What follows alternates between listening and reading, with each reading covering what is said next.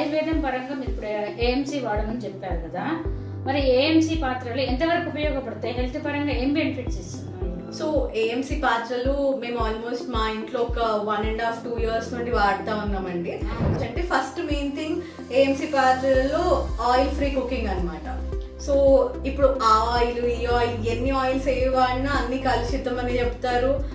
Rice bran oil, different types of oils వస్తున్నాయి.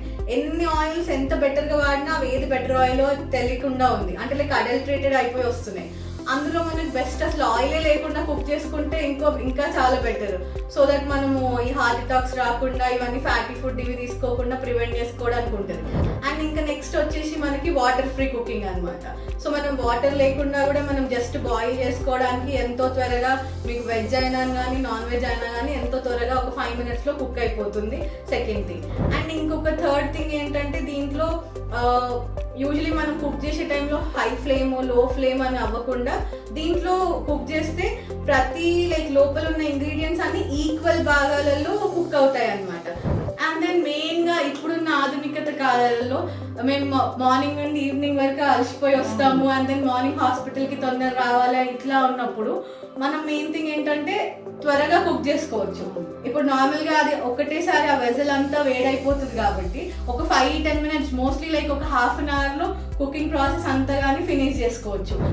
So అన్ని విధాల మేము పర్సనల్గా యూజ్ చేయడం వల్ల మా ఇంట్లో లైక్ ఎవ్వరు సిక్ అవ్వట్లేదు. మా మదర్ పర్సనల్గా తను మోకాల నొప్పులతోని, యూజువలీ ఒక 40 ఏళ్ళు పైబడిన వాళ్ళందరికీ మోకాల నొప్పులు ఇవన్నీ రావడం, బాడీలో డీజనరేషన్ అనేది 40 సంవత్సరాల తర్వాత బేసికల్గా ఎక్కువ అవుతూ ఉంటుంది. ఈ డీజనరేషన్ అవ్వడం అప్పుడు మనం పోషక విలువలు కరెక్ట్గా తీసుకోవడం వల్ల కొంచెం ఈ డీజనరేషన్ అనేది కొంచెం డిలే చేయొచ్చు.